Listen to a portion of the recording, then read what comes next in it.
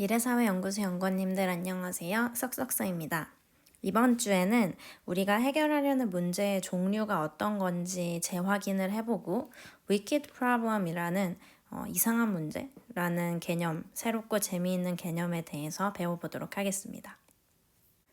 여기 보시면 왼쪽에 배고픈 사람이 한 명 있어요. 이 사람에게 지금 문제는 아마 배가 고프다는 게 문제겠죠?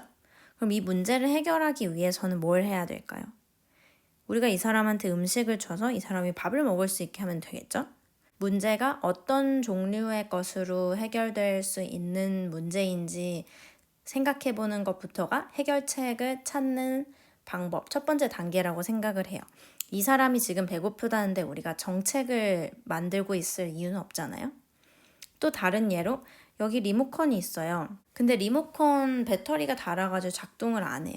그러면 우리는 뭐 이 리모컨을 다시 리디자인을 하고 뭐 이런 걸 할 게 아니라 그냥 배터리를 갈면 돼요. 근데 배터리를 갈았는데도 이 사용을 하기가 힘들어요. 이 버튼이 너무 많아가지고 할머니가 사용하기 힘들다는 거예요. 그러면은 이 버튼들을 진짜 꼭 필요한 것들만 뽑아서 좀 더 간단한 모양으로 구조로 만드는 리디자인 작업을 할 수 있겠죠? 그럼 이건 디자인을 하면 해결될 문제가 되기도 해요. 근데 이번 프로젝트에서 우리는 정책을 만들고 있잖아요. 정책을 디자인한다고 제가 표현했잖아요. 그럼 도대체 정책으로 해결하려는 문제는 어떤 모양의 것들인지 생각을 해보지 않을 수 없겠죠? 그래서 제가 가져오는 개념이 경제학자들의 개념이었어요. 경제학자들은 좀 극단적으로 말하자면 자유시장 경제로 갈 것이냐 아니면은 국가의 힘을 키워서 국가가 개입하는 경제로 갈 것이냐 그 두 가지를 놓고 어느 게 더 옳다 어느 게 더 옳다 뭐 이렇게 항상 치고받고 싸우고 있어요. 시장 실패라고 하면은 free market, 자유로운 시장에서 일어날 수 있는 문제들을 말해요. 우리가 전에 배웠던 독점, 과점 문제들이 여기 해당될 수 있겠죠? 국가가 개입하지 않고 그냥 자유롭게 사람들한테 물건을 거래하라고 했을 때 무슨 일들이 일어날 수 있는가? 그게 바로 시장 실패에 해당하는 market failure들이라고 해요. 그와 반대로 정치적인 실패, political failure는 뭐냐면은 프리 마켓이었다면 안 일어났을 문제들을 여기서 다루게 돼요. 그러니까 국가가 전혀 개입하지 않고 사람들끼리 알아서 거래하도록 놔뒀으면 일어나지 않았을 뭐 세금의 문제라든가 우리가 제시하는 다양한 뭐 경제 부흥책 뭐 요즘에 코로나라고 해서 주는 지원금 뭐 이런 것들이 실패로 끝날 수도 있잖아요.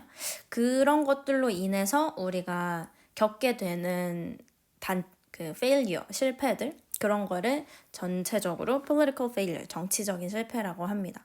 이거를 다른 말로는 government failure라고도 해요. 그러니까 국가의 가버넌스가 실패했다 이거죠.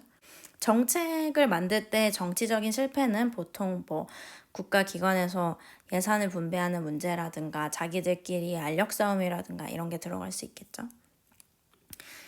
근데 이런 개념으로 보는 것도 물론 도움이 되지만은 wicked problem이라는 새로운 개념을 여러분들에게 소개시켜 드리고 싶었어요. 저는 이 wicked problem이라는 개념을 디자인 학과에서 수업을 들을 때 처음 마주쳤었어요. 그래서 이게 뭐 디자인적인 개념인가? 라고 생각하고 있었는데 정책 만드는 거 관련된 수업을 듣는데 이게 또 나오는 거예요. 보니까 public policy, 공공 정책을 만들 때 이 wicked problem이라는 개념을 그 학회지에서 처음으로 제안했던 개념이더라고요. 너무 재밌었죠. 그럼 이 이상한 문제가 어떻게 얼마나 이상해서 대체 이름조차 wicked, 이상한 문제가 되었는지 한번 생각을 해봅시다. 여기 제가 여러분들이 가장 친근하게 느낄 수 있는 문제를 하나 가져왔어요. 그냥 대학교 수능에 나오는 수학 영역 문제예요. 이런 오지선다형 문제는 아무리 간단하더라도 문제이긴 문제잖아요. 내가 문제도 명확하게 제시가 되어 있고 그걸 푸는 방법도 뭐 좀 다른 몇 가지가 있겠지만 명확하고 우리가 답도 이 중에 하나라는 것도 알고 있고 그런데 우리가 실생활에서 마주치는 문제는 이런 우리가 흔히들 문제라고 생각하는 거하고 다르다는 거죠. 예를 들면 공공보건 관련된 문제, 헬스케어 문제, 혹은 기후위기, climate change 관련된 문제들을 생각을 해보면 얘네들은 이 수학 문제 뭐 몇 점이야? 2점짜리 수학 문제 하나에 비해서는 굉장히 스케일이 큰 문제들이죠. 하지만 얘도 문제예요. 그리고 우리가 본능적으로 climate change나 이런 헬스케어 같은 문제들이 수학 영역 1번 문제하고는 결이 다르다는 건 본능적으로 느낄 수 있어요. 근데 그게 뭐가 어떻게 다른 건지 설명하라고 하면 힘들겠죠? wicked problem이 뭔지 한마디로 정의하라고 하면 이 문제 자체가 정의하기 힘들고 모순적이고 시시각각 변해서 알아채기도 힘들어가지고 해결하기 어려운 문제다라고 정의를 했어요. 그 처음에 제시한 사람은. 근데 그에 따라서 10가지 특성을 또 설명을 해줬단 말이죠. 그럼 그 특성들을 이해해 보기 위해서 우리가 이 중에서 저는 기후위기가 제일 마음에 들었어요. 기후위기 문제가 왜 그냥 문제와 다르게 이 수학 문제와 다르게 wicked problem이 되는지 알아보도록 합시다. 자, 첫 번째로는 제일 중요한 거, 문제를 깔끔하게 명시하기가 힘들어요. 이 수학 문제의 문제는 한두 문장이면 끝났죠. 그래서 문제 끝나고 보기가 보이죠. 근데 기후위기는 우리가 다 뭔지 알아요. climate change고 지구가 불타고 있고 빙하가 녹고 있고 문제인 건 확실하죠. 근데 그걸 어떻게 한 문장으로 깔끔하게 설명할 수가 없어요. 왜냐면 원인이 뭔지도 모르고 문제가 복합적으로 다양하게 나오고 있기 때문이죠. 그리고 두 번째로는 이 문제가 해결이 됐는지 아닌지를 판단하기가 힘들어요. 수학 문제는 정답이 3번이었는데 내가 1번이라고 했으면 난 틀린 거예요. 그런데 기후위기 같은 경우에는 언제 끝나요? 지구의 1년 평균 기온이 어느 정도 0.1도씨 이상 올라가지 않는 순간에 끝나나요? 아니면 작년이랑 올해랑 같은 온도였으면 끝나나요? 그런 걸 정의하기가 힘들죠. 얼마나 더 노력해야 되는지 그걸 모르는 거죠. 또 세 번째로는 우리가 제안하는 해결책들이 있잖아요. 그 해결책이 옳고 그른 게 아니라 더 좋거나 더 나쁘거나 할 뿐이에요.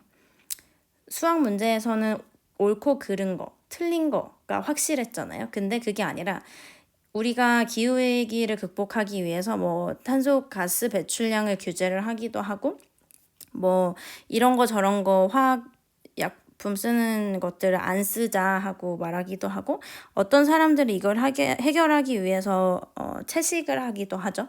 근데 그 모든 해결책들이 다 옳을 수 있어요. 그리고 다 사실 쓸모없었을 수도 있어요. 근데 이제 이 방향이 저 방향보다 조금 더 나쁘고 덜 나쁘고 더 좋고 덜 좋고 할 뿐인 거죠. 수학 문제에선 이런 일이 일어나질 않았죠. 그리고 네 번째로는 해결책이 있을 때 그걸 바로 시험해 볼 수가 없어요. 이거는 디자인 문제랑 비교해 보면 더 이해하기 쉬울 텐데 디자인을 할 때 마지막에 아이디어를 수렴해가는 과정에서 제가 iterative prototyping이라는 개념을 설명해 드렸어요. 그러니까 프로토타입, 모업, 그러니까 시제품을 계속해서 개선하고 만들어보고 써보고 개선하고 만들어보고 써보고 하는 걸 반복을 한다는 거예요. 그게 가능한 이유는 우리가 어떤 물건을 만들고 있을 때 혹은 앱을 만들고 있을 때 그걸 만들었다가 써보게 하고 다시 개선을 하고 하는 사이클이 비교적 짧다는 거죠. 몇 분, 몇 시간 만에 끝날 수도 있고 몇 주 만에 끝날 수도 있고 그렇죠.